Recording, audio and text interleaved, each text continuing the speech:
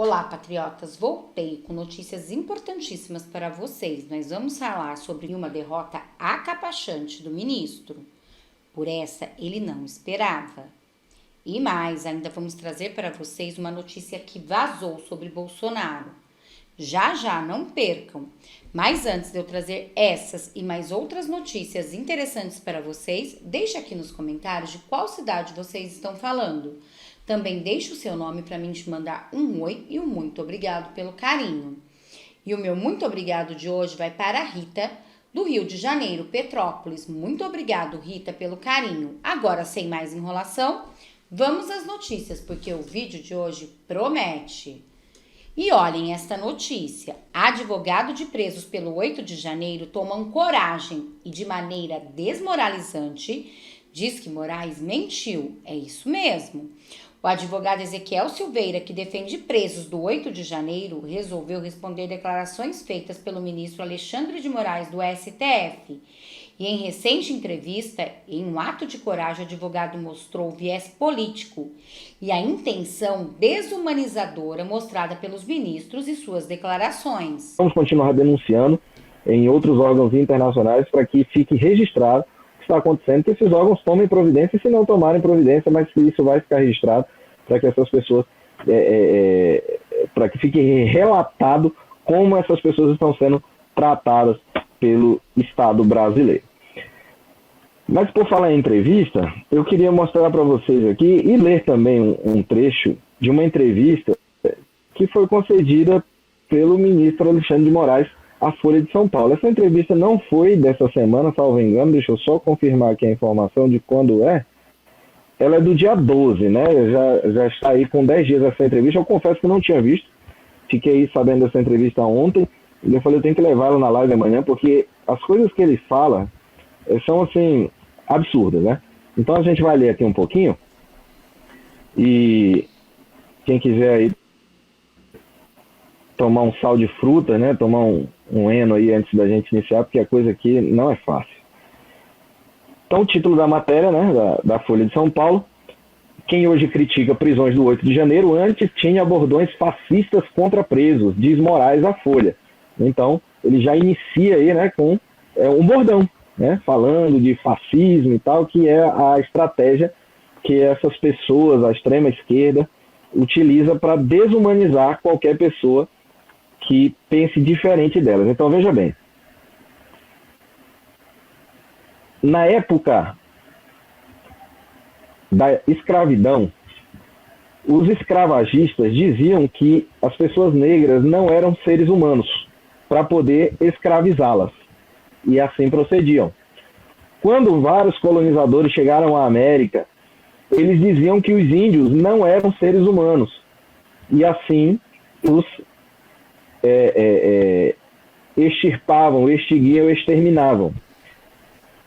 Durante o período ali do nazismo, da Segunda Guerra Mundial, os adeptos da ideologia nazista, né, diziam que os judeus não eram seres humanos, como motivação, por isso, para poder justificar o extermínio daquelas pessoas. E agora a estratégia da extrema esquerda, representada aqui pelas palavras do ministro Alexandre de Moraes, é desumanizar essas pessoas de forma que eles possam fazer o que querem com essas pessoas que eles chamam de extrema direita, que eles chamam de fascistas, mas que na verdade são pessoas que são qualquer coisa mais à direita do que eles chamam de esquerda, mas que na verdade é a extrema esquerda, né? Então, quando o ministro da Suprema Corte já inicia, né, a sua fala dizendo que essas pessoas utilizavam bordões fascistas antes do 8 de janeiro, né? Então é aquela velha estratégia que ele já está utilizando aí da narrativa. Mas quem são essas pessoas, né? Ele fala hoje quem critica as prisões tinha bordões fascistas. Vamos entender um pouquinho. As queixas e denúncias de abusos de poder vindas de presos e réus do 8 de janeiro e de seus parentes advogados, bem como de parlamentares, são do jogo democrático, mas parte delas soa incoerente com o que sempre pregaram seus críticos, afirma Alexandre de Moraes, ministro do STF e do TSE. Em entrevista à Folha, Moraes defende sua atuação como relator das ações penais do 8 de janeiro e diz que seu trabalho tem sido referendado pelo plenário do Supremo. Mas veja aqui outra narrativa, olha só. Isso é o maior motivo de satisfação, mostrando que minha conduta vem sendo dentro dos parâmetros constitucionais. Errado. Errado. Dentro dos parâmetros constitucionais? E olha o que vai explicar o advogado. Errado, ministro Moraes. Essa é outra premissa falsa. Não é porque os demais ministros estão corroborando com a sua conduta que ela passa a ser constitucional. Quem diz o que é constitucional é a Constituição Federal. Não são 11 pessoas que se fecham ali nos seus gabinetes, que estão vivendo fora da realidade, que vão dizer o que é constitucional e o que não é. O que é constitucional está escrito na Constituição. E o fato de os demais ministros do Supremo Tribunal Federal serem cúmplices do seu arbítrio não torna as suas decisões constitucionais, mas ele utiliza isso como forma de justificar, né? Se os outros ministros estão concordando, é porque ele está certo. Sobre as críticas, ele contra-ataca.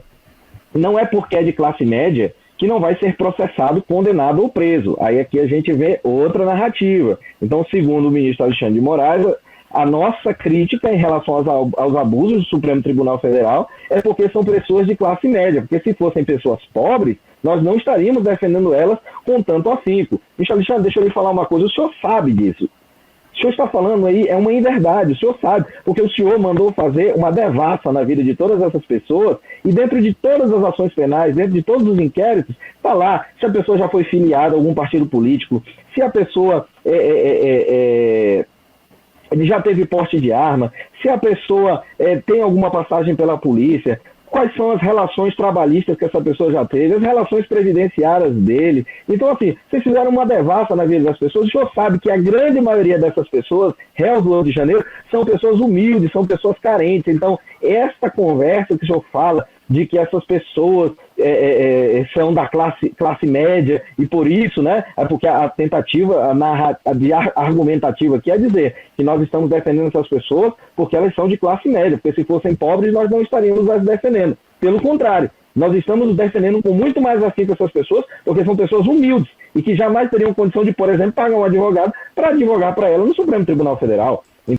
Viram, gente? Simplesmente acabou com a narrativa de Moraes nessa entrevista e revelou toda a verdade.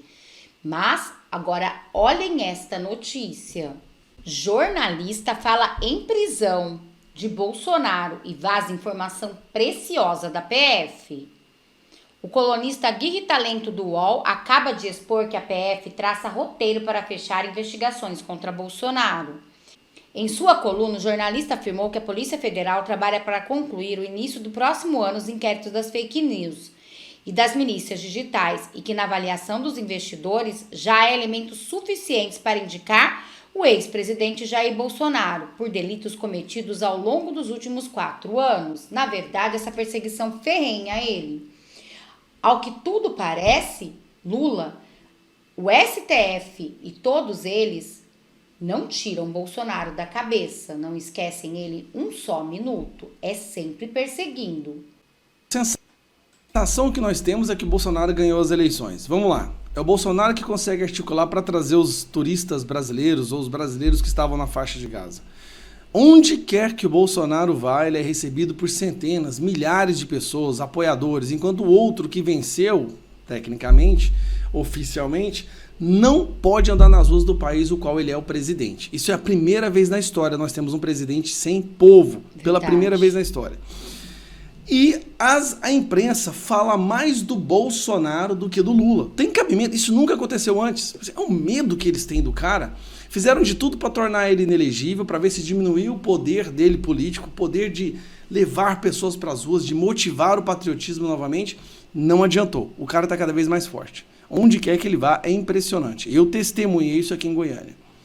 Mas o detalhe que faz, que nos dá a impressão de que Bolsonaro venceu as eleições, é que o Lula, o atual presidente, fala mais sobre Bolsonaro do que sobre seus próprios projetos para o Brasil. Quando ele está aqui no Brasil, né? Porque tem duas coisas que esse Lula faz que é inédito numa presidência. Passou mais tempo viajando fora do país do que dentro dele, arrebentando os nossos impostos, os nossos investimentos, diminuição de 40% de investimento internacional, mas ele não consegue fazer um discurso sem falar do Bolsonaro. Parece que ele sabe no coração dele que ele perdeu e isso dá uma raiva. Isso faz com que ele fique com tanto ódio, né? Ele verbalize tanto ódio e rancor. Mas aí o Metrópolis fez um compilado do Lula que eu achei muito engraçado. Vamos lá.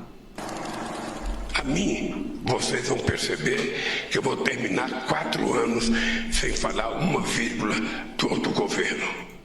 Presta atenção, ele vai fazer 4 anos sem falar do Bolsonaro. Aí, naquele mesmo dia... Porque para mim, ele não existiu. Quando a gente não gosta de política, nasce uma titica como o Bolsonaro. O mandato da gente acaba logo, é rápido quando a gente está no governo.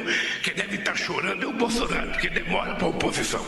Esse país só não pode votar numa figura como essa figura grotesca que foi presidente de 2018.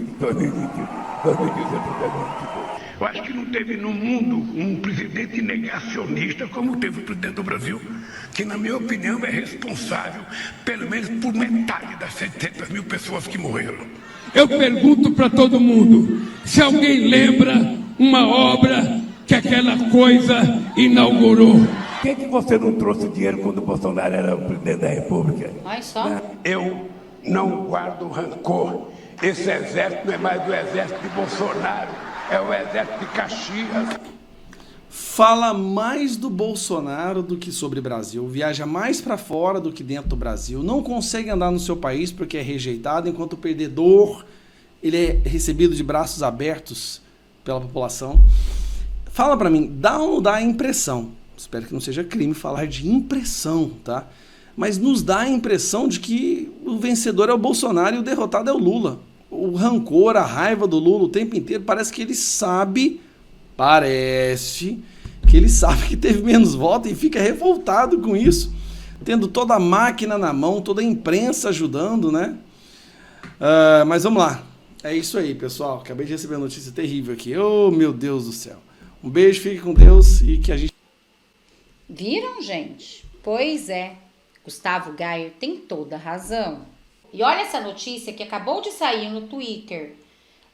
Urgente, Suprema Corte de Michigan decide Trump poderá concorrer à presidência em 2024, viu? A presidência, o Brasil, a política é uma caixinha de surpresa e tudo pode mudar. 2026 está logo ali. Vamos acreditar que Bolsonaro pode se tornar, sim, de novo presidente em 2026. Trump já conseguiu. Em 2024, segundo essa notícia, a Corte de Michigan decide que Trump poderá concorrer à presidência de 2024. É ou não é uma ótima notícia? Isso dá uma esperança para nós, o povo brasileiro. USA,